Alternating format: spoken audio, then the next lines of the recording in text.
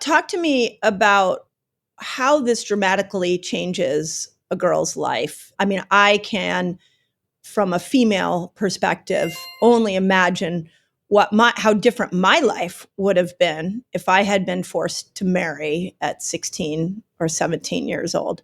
But Yeah. what are the ramifications not only for the girl, but I bet there's like even economic ramifications. Like I don't think this is just Absolutely. a problem for the girl. This is a problem for the culture.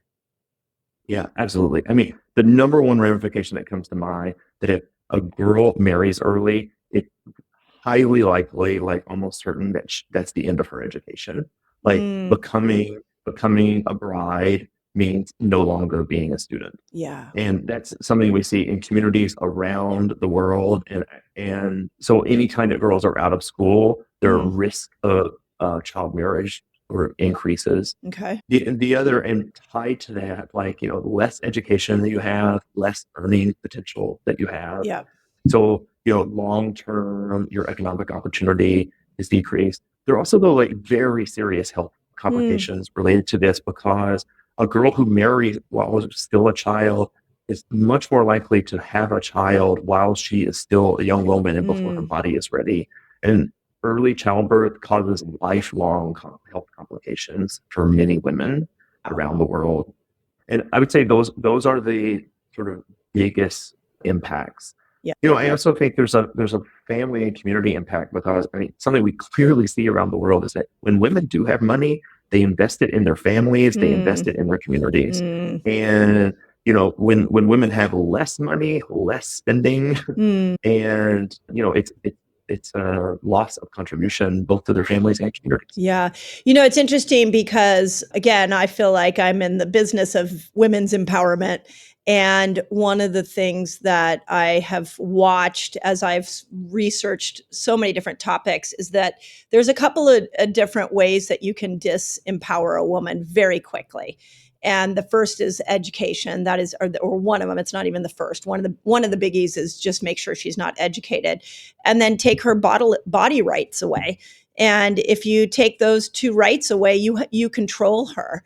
And I've also looked at the pattern of history around a patriarchal world that we're living in. And I think it's really important when we talk about a patriarchal world that it's just power over. It doesn't mean men are bad and women are good. Like, it just means we have a structure that has power over both men and women.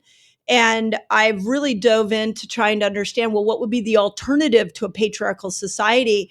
And I found a really cool definition of a matriarchal society, which is power within. And if we can empower people within, then we are now both men and women living in a matriarchal society. It's literally that simple.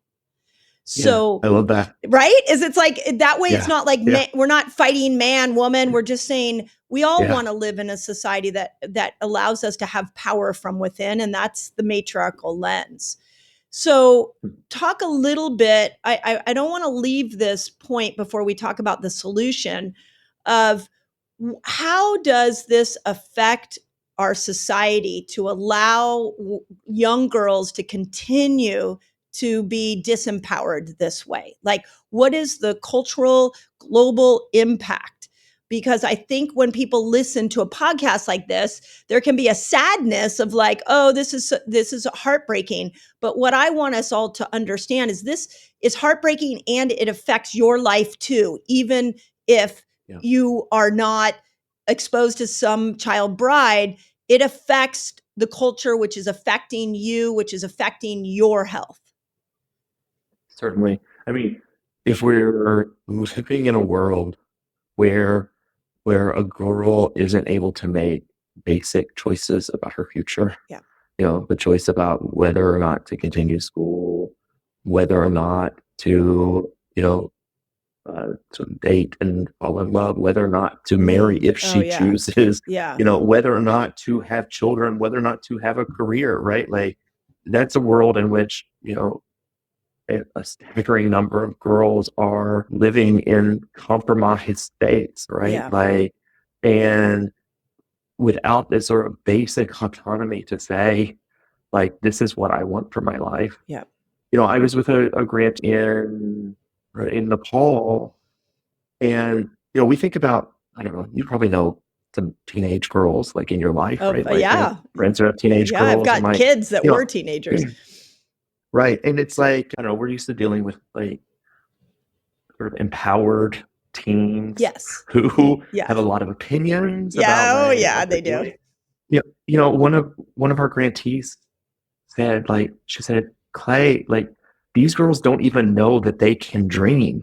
Yeah. Like, they live in a situation where, like, no one has ever told them you can be something else. You can be somewhere else. Yes. Right. It's just like so much about this programming is opening eyes to there's a reality beyond what you can see right in front of you. And, we want all girls to be able to have those choices. Yeah. And, there's one of the concepts that I teach in all my books, and I've mentioned it on 1,000 videos and podcasts, is this idea of what we call the hormonal hierarchy, which is like our sex hormones are dramatically affected by insulin production, and insulin production is dramatically affected by cortisol, and cortisol can be calmed by oxytocin.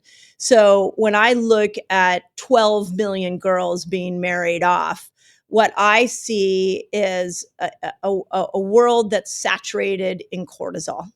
And the more cortisol that we have, saturation we have in the world, the more it affects us individually on a hormonal level.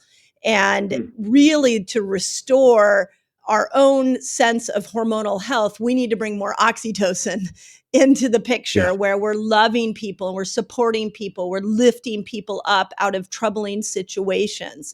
And when we do that collectively as humanity, on an individual level, our bodies win. So this idea that we're separate from each other is erroneous. So when I hear staggering statistics like this, I'm like, we got to solve this. We got to help women, because that we are just going to perpetuate the cortisol saturation that so many people are already living in. So that's my neurochemical lens on it. Talk a little bit about VOW and like what you all are doing.